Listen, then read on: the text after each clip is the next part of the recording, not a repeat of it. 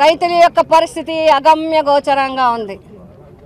అంతులేని ఇబ్బందుల్లో ఉన్నారు రైతులందరూ. ప్రకృతిపరమైన ఇబ్బందులుంటే ప్రభుత్వం ఆదుకోవాల్సింది పోయి ప్రభుత్వం నుంచే ఇబ్బందులు వస్తే రైతు ఎవరికి చెప్పుకోవాలి? రైతు కుటుంబాలు చాలా ఇబ్బందులకి పడుతూ ఉన్నారు. ఎన్నో మాటలు చెప్పి, ఎన్నో ఆశలు పెట్టి, ఎన్నో బాండ్లు ఇచ్చి, ప్రతి గ్రామానికి అది ఇస్తాం ఇది ఇస్తామని చెప్పి, సూపర్ 6 చెప్పి, అనేక రకాలుగా చెప్పి అధికారంలోకి వచ్చిన తర్వాత ఈరోజు 15 నెలల వరకు ఒక పెన్షన్ తప్ప ఏమీ ఇవ్వని ఈ ప్రభుత్వం మరి రైతాంగం పరిస్థితి మరీ ఇబ్బందిగా ఉంది, మరీ అగమ్య గోచరంగా ఉంది. రైతులు అన్నింటికీ కూడా ఇబ్బంది పడుతూ ఉన్నారు. ఈ ప్రభుత్వం వచ్చిన తర్వాత ఇది రెండో పంట.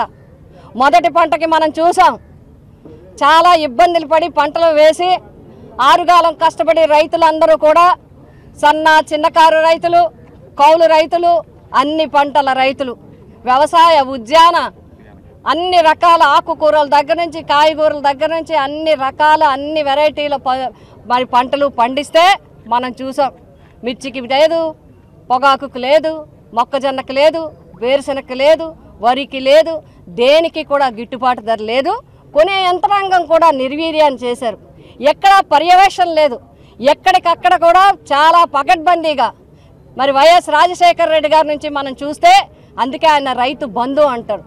ఆత్మీయ బంధువు ఎవరు రైతాంగానికంటే వైఎస్ రాజశేఖర రెడ్డి గారిని ఎందుకు గుర్తు చేసుకుంటారు అంటే, ఆయన రైతాంగానికి ఇచ్చిన భరోసా అలాంటిది, రైతాంగానికి ఇచ్చిన దన్ను అలాంటిది, రైతాంగానికి ఇచ్చిన సపోర్ట్ అలాంటిది.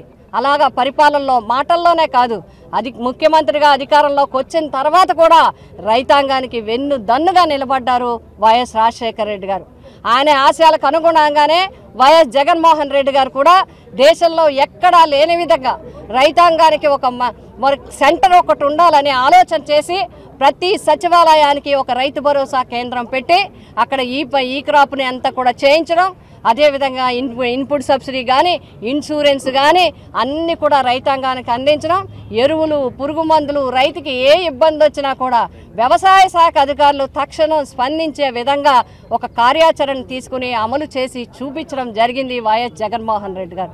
మరి ఈనాటి పరిస్థితి మనం చూసినట్లయితే, మొన్న పండిన పంటకి అందరూ మేము వైఎస్ఆర్సీపీ తరఫున పోరాటం చేస్తే, ముఖ్యంగా మేము ఖచ్చితంగా చెప్తున్నాం, పిఠాపురం నియోజకవర్గంలో 15 రోజులు వెంట పడితే ఒక 3-4 కొనుగోలు కేంద్రాలు మరి ప్రారంభించడం జరిగింది. అప్పటి వరకు రైతుని పట్టించుకున్న వాళ్ళు లేరు, పంటని పట్టించుకున్న వాళ్ళు లేరు. పంటకి ఒక్క మబ్బులు వేసేస్తుంటే గుండెలు దడదడలాడిపోయాయి రైతులకి. వారి పంట అంతా కూడా హైవేల మీద పెట్టుకుని, రోడ్ల మీద పెట్టుకుని ఉన్న పరిస్థితి. అటువంటి పరిస్థితుల్లో కూడా మీరు కొనుగోలు కేంద్రాలు స్వచ్ఛందంగా ఓపెన్ చేయలేదు.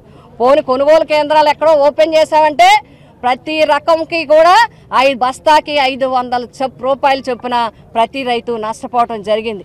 ఈ విధంగా మీరు రైతాంగాన్ని నష్టపెట్టారు. మళ్ళీ ఇప్పుడు ఈ పంట వచ్చింది. ఈ పంట నారుమళ్ళ దగ్గర నుంచి మొత్తం మొదలు పెడితే ఇప్పటి వరకు మొదట్లో ఏమైంది? అధిక వేడి, అధిక ఎండ వల్ల నీరు లేకుండా పోయింది.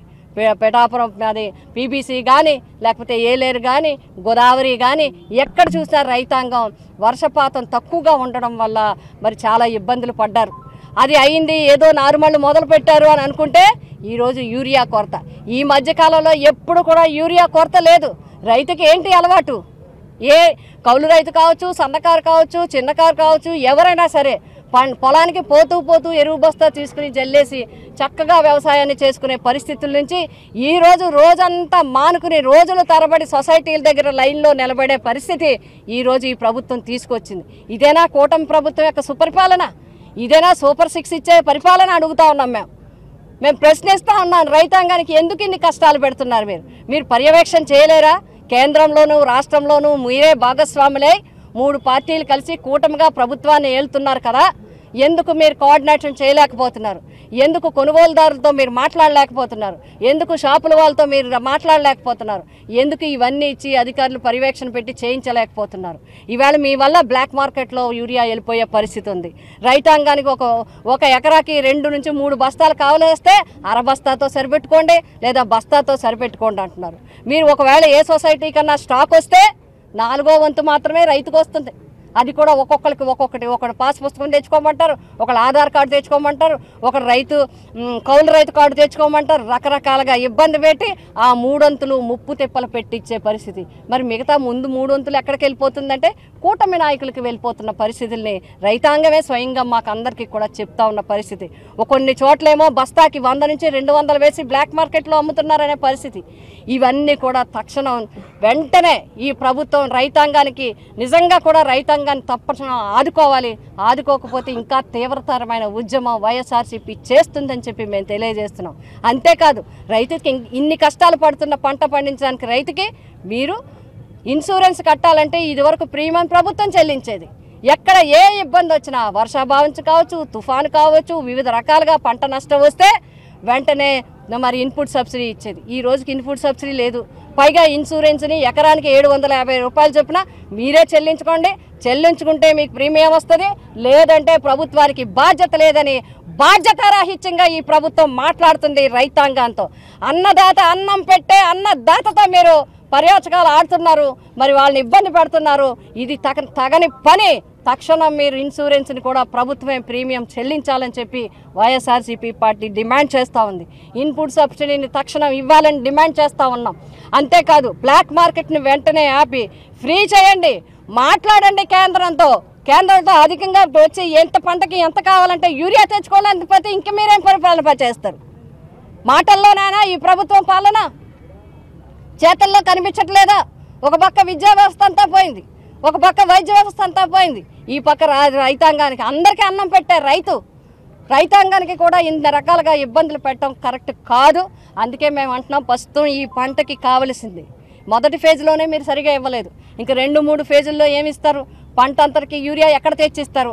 అందుకే అంటున్నాం మా డిమాండ్ ఫస్ట్ యూరియాని తక్షణం ఫ్రీ చేసి అందరికీ కూడా రైతాంగానికి అందరికీ కావలసిన యూరియా తక్షణం అందించాలి. ఇన్సూరెన్స్ ప్రీమియం ప్రభుత్వమే చెల్లించాలి. ఇన్పుట్ సబ్సిడీని మీరందరూ కూడా ఇన్పుట్ సబ్సిడీని ప్రతి రైతాంగానికి ఇవ్వాలి. అంతేకాదు అన్నదాత అని పేరు మార్చి అన్నదాత సుఖీభవ అని పెట్టి అన్నదాతని అష్టకష్టాలు పెడతారా? సంవత్సరానికి 20,000 ఇస్తామని చెప్పి 2 సంవత్సరాల తర్వాత 7,000 ఇస్తారా? 7,000 ఇస్తున్నాం ఏడ్చి రావండి అని చెప్తారా మీరు? 33,000 ప్రతి రైతుకి ఈ రాష్ట్రంలో అర్హులైన మీరు చాలామంది అర్హుల్ని కూడా తీసి లిస్టులోంచి పక్కకు పెట్టేయడం జరిగింది. లక్షలాది మందిని మీరు ఇచ్చే అర్హులైన అన్నదాతలకు కూడా 33,000 ప్రతి ఒక్కరికి కూడా లక్షలాది మంది రైతులకి ప్రతి ఒక్క రైతుకి ఈ కూటమి ప్రభుత్వము ప్రతి రైతుకి 33,000 రూపాయలు బాకీ ఉంది. ఆ బాకీని తక్షణం చెల్లించాలని చెప్పి వైఎస్ఆర్సీపీ పార్టీ తరఫున మేమందరం కూడా కోరడం డిమాండ్ చేయటం జరుగుతుంది. అంతేకాదు ఆఖరిగా ఒక్క మాట, ఎక్కడైనా సొసైటీలో యూరియా దొరకలేదని కానీ ఇన్పుట్ సబ్సిడీ ఇవ్వలేదని కానీ రైతాంగం ప్రశ్నిస్తే జైల్లో వేయమని చెప్తున్నారు, కేసు పెట్టండి ఆయన మీద అని చెప్తున్నారు. అలా ఎక్కడైనా ఏ రైతు మీదైనా గనక ఎవరైనా కేసు పెట్టదలిచినా ఎవరైనా రైతుని ఇబ్బంది పెట్టాల్సిన చూసినా వైఎస్ఆర్సీపీ పార్టీ మాత్రం చూస్తూ ఊరుకోదు. రైతుకు వెన్నంటి ఉంటుంది, రైతుకి వెన్నంటి నిలబడుతుంది వైఎస్ఆర్సీపీ. మా జగన్మోహన్ రెడ్డి గారి యొక్క ఆదేశాల ప్రకారం మేమంతా రైతుకి అండగా ఉంటామని చెప్పి తెలియజేస్తూ ఈ ప్రభుత్వాన్ని డిమాండ్ చేస్తున్నాము. ఇంకొకసారి యూరియా తక్షణం రిలీజ్ చేయండి, 33,000 వెంటనే ఇవ్వండి, ఇన్సూరెన్స్ ప్రీమియం మీరే కట్టండి. వర్మ గారు ఒక వీడియో రిలీజ్ చేశారు మేడం. ఏదైతే పిఠాపురం రైతు పొలాల్లోకి వెళ్ళి యూరియా కొరత లేదు, జగన్ నీకు నేను సవాల్ విసురుతున్నాను, నువ్వు గెలిచిన ప్రాంతాలు కాదు. నేను సోదరుని ఒకటే అడుగుతాను, నేను ఒకటే చెప్తున్నాను, దయచేసి ఆయనకి ఎక్కడో దొరికిన ఒక యూరియా అని ఒక వస్తాను ఆయన కూడా కోటాలో బస్తా తెప్పించుకుని ఉండొచ్చు, 3 వంతు కోటాలో తెచ్చుకుని జల్లుతూ ఉండొచ్చు, నేను అదేం చెప్పట్లేదు. ఈరోజు ఇప్పుడు మేము ఇక్కడే ఉన్నాం కదా, ఈరోజు సొసైటీల దగ్గరికి వెళ్ళి ఒకసారి మీకు కూడా వీడియో షేర్ చేస్తాం, సొసైటీల దగ్గరికి వెళ్ళి చూడమనండి, అక్కడికి వెళ్ళి ఆ రైతులతో మాట్లాడమనండి. ఇదే విషయం ఆ రైతులతో సూర్య కొరత లేకుండా సొసైటీల దగ్గర పను ఒకసారి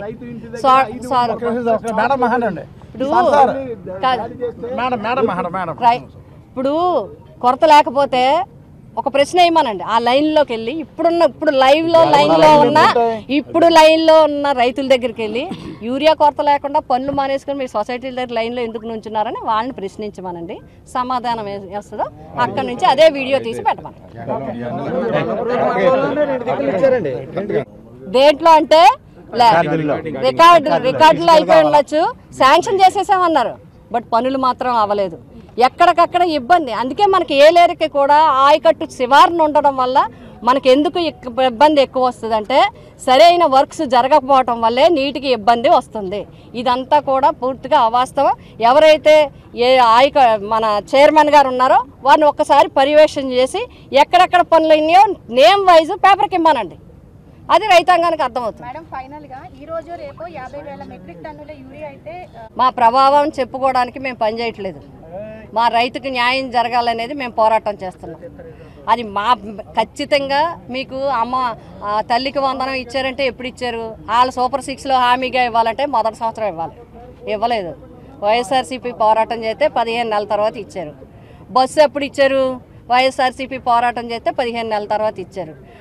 ఇంకొకటి రైతు భరోసా ఎప్పుడు ఇచ్చారు? 7,000 40,000 ఇవ్వాల్సి ఉంటే 7,000 ఎప్పుడు ఇచ్చారు? వైఎస్ఆర్సీపీ సంవత్సరం నుంచి పోరాటం చేస్తే 15 నెలల్లో ఇచ్చారు. ఈ మూడు చాలా ఉదాహరణలు. ఇప్పుడు కూడా 2 రోజుల నుంచి మేము కూడా చూసాం. మొన్న సాయంకాలం నుంచి మా అందరి ఫోన్లకు వచ్చేస్తున్నాయి. ఒక్కొక్క మండలానికి 8 ఊళ్ళో, ఈ ఊళ్ళో సొసైటీలో యూరియా ఇస్తాం, ఈ ఊళ్ళో సొసైటీలోని లిస్టు పెడుతున్నారు. మరి ఇప్పుడు ఆ లిస్టులు ఎందుకు వచ్చాయి? ఈవేళ ఇక్కడ స్టాక్ దిగిపోతుంది, ఆ రేవులో స్టాక్ దిగిపోతుందని ఎందుకు చెప్తున్నారు అంటే వైఎస్ఆర్సీపీ పోరాటం చేస్తుంది. రైతాంగంలో ఇంకా ఇబ్బంది వస్తుందేమో అని చెప్పి చేస్తున్నారు. ఏది ఎవరికి వెళ్ళినాయి? మాకు కావాల్సింది రైతుకు న్యాయం జరగాలి, రైతుకి యూరియా కావాలి, రైతు మంచి పంట పండించాలి, రైతు పంటకి మంచి రేటు రావాలి.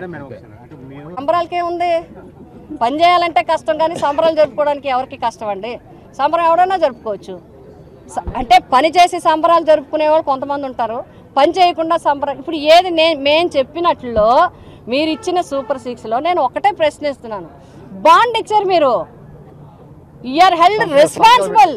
ప్రతి ఊరికి బాండ్ ఇచ్చారు మీరు. ఈ సంతకాలు పెట్టి ఇచ్చినవి మొదటి సంవత్సరం ఎందుకు ఇవ్వలేదు? అమ్మఒడి మొదటి సంవత్సరం ఎందుకు ఇవ్వలేదు? సమాధానం చెప్పమనండి. ఇచ్చేసాం కాదు. అంటే ప్రజల్ని మభ్య పెట్టడానికి ఒక రకమైన వాతావరణం ఈ ప్రభుత్వం చేస్తుంది. ప్రజలు ఏం మాట్లాడగలుగుతారు? ఈరోజు ఆ ప్రభుత్వం ఉంది కాబట్టి వాళ్ళు ఏం మాట్లాడలేరు. వైఎస్ఆర్సీపీఏ మాట్లాడగలుగుతుంది. ప్రజల గొంతుకు మాది వైఎస్ఆర్సీపీది, ప్రజల గొంతుక. ప్రజలు మాట్లాడలేరు. ఆఖరి సంవత్సరం వరకు వైఎస్ఆర్సీపీఏ మాట్లాడుతుంది, వైఎస్ఆర్సీపీ ప్రశ్నిస్తుంది, వైఎస్ఆర్సీపీ పోరాటం